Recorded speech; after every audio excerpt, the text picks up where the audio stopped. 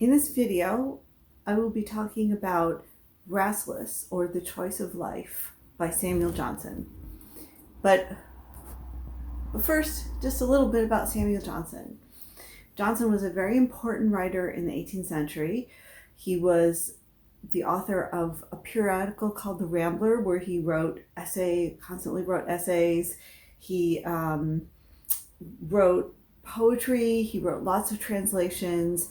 He was actually a professional writer. He was famous for saying, "No man but a blockhead writes for anything else but money." He's got a lot of great quotable things. Really amazing prose stylist in his nonfiction work, and he was also very well known because he had a friend named James Boswell who followed him around and wrote a book that's called The Life of Johnson, but it's less a biography than a record of all of their wonderful conversations and Johnson's opinions on a variety of things. So I highly recommend it if you haven't read it. It's really wonderful, and also Boswell's own writing is really compelling too. Johnson is also very well known for his dictionary, and this was the most ambitious project to record the English language and settle the English language and settle spelling, kind of standardized spelling and definitions. It was the most ambitious project of its kind to date.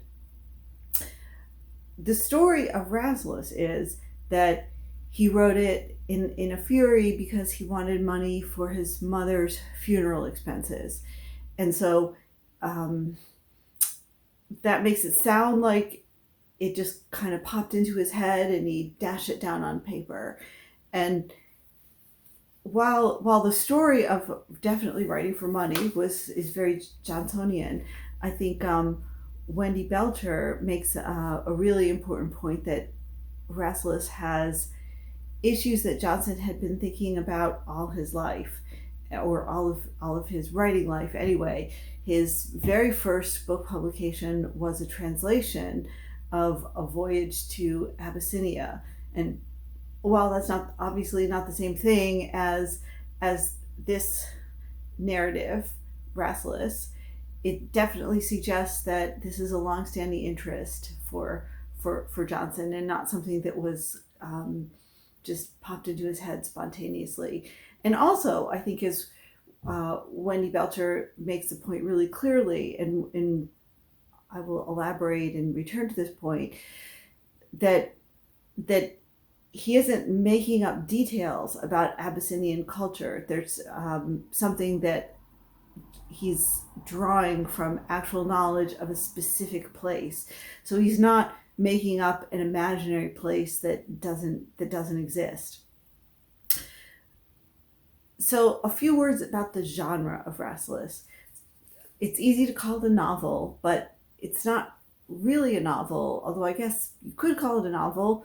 But the genre that most people nowadays think it fits into the best is one called the Oriental tale.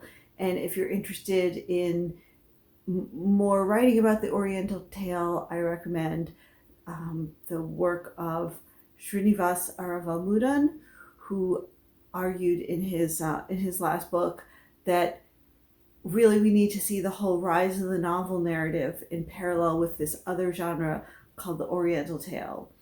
And another person who's written wonderfully about the Oriental tale and the Eastern influence on British writing is Ros Ballister. So those are two great sources if you're interested in this topic. So what's an Oriental tale, and how is it different from a novel?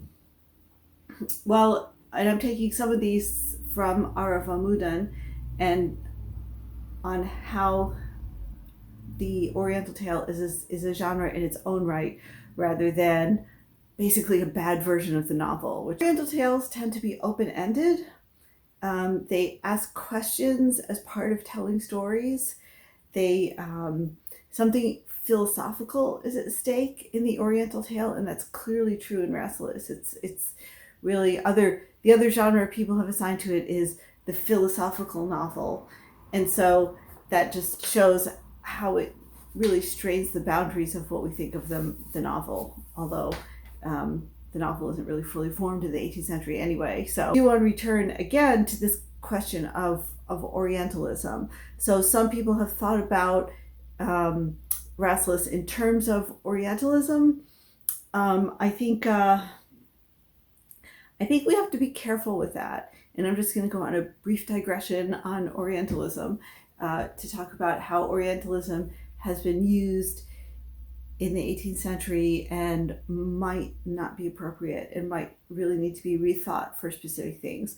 So Orientalism was a book by the late Edward Said, and actually it comes from an academic specialty. So there are people who like call themselves Orientalists, and definitely in the 18th century, who would be experts in the East. And there was a tremendous outpouring of interest in the 17th century in the Ottoman Empire and in other Eastern nations. The Quran was translated for the first time into English in the late 17th century, so they had access to that. But Said identifies Orientalism as emerging at the end of the 18th century, and specifically in the context of Napoleon's invasion of Egypt. So it's actually a very specific argument. It's not an argument about all of Western cultures dealing with the East. It's really something that starts in the end of the 18th century for Said in particular. So I think we have to really think carefully about backdating it and thinking about the 18th century texts. And I think in particular, thinking about Rasselas in terms of Orientalism is possible, but at the same time, I think Wendy Belcher's work really suggests that it's not an Orientalist text for the following reasons, which is that Said's Orientalism is a kind of Western stereotype of the East that just gets repeated without any kind of actual knowledge of the East. And so what Belcher shows is that whatever you think of Rasselas, it's actually based on close study of a particular region. It's not about a generalized other. It's very specifically about Abyssinia, which is now Ethiopia. And she argues even more specifically about the Habesha culture that was very well known in the West, and very well known, of course, to Samuel Johnson, because he translated the Voyage to Abyssinia in earliest life. So to return to the genre of Rasselas.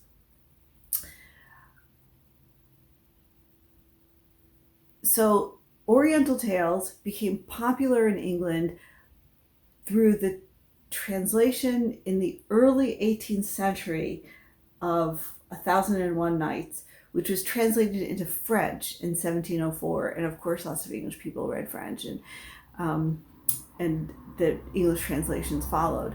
But they were really taken by this text. And again, Roz Ballister writes beautifully about the influence of the Thousand and One Nights. So you can see that Rasselas kind of has that, kind of takes that style from Thousand and One Nights. If in English history, in the English literary history, it does bear some relationship to the Romance. It's a little different from Romance, but it bears some relationship to it. You might think of its similarities to the Africa part of Afraben's Orinoco. But you can also see then how very different it is from something like Robinson Crusoe. In Rasselas, there's very little material culture. There's very little detail of daily life and how people get by from day to day, and where the food comes from, and where the wealth of Abyssinia comes from.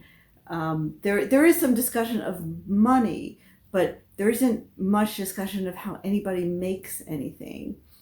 And so that is actually, typical of the Oriental tale, which tend to be set in contexts of luxury and partly because their focus is elsewhere, and they're not focused on this kind of detailed materiality of how production happens, but they're interested in love, in betrayal, in emotions, in dignity and honor and indignity.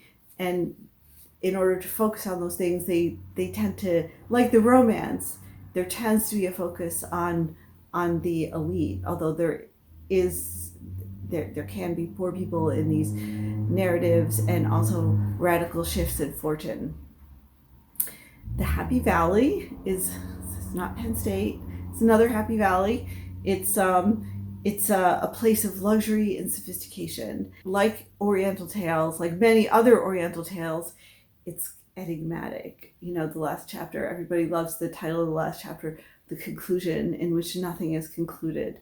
So that is typical of the enigma with which Oriental tales leave the reader, and they allow you to think about big philosophical issues without really providing an answer. So in order to focus on these philosophical issues, there's less attention to depth of character.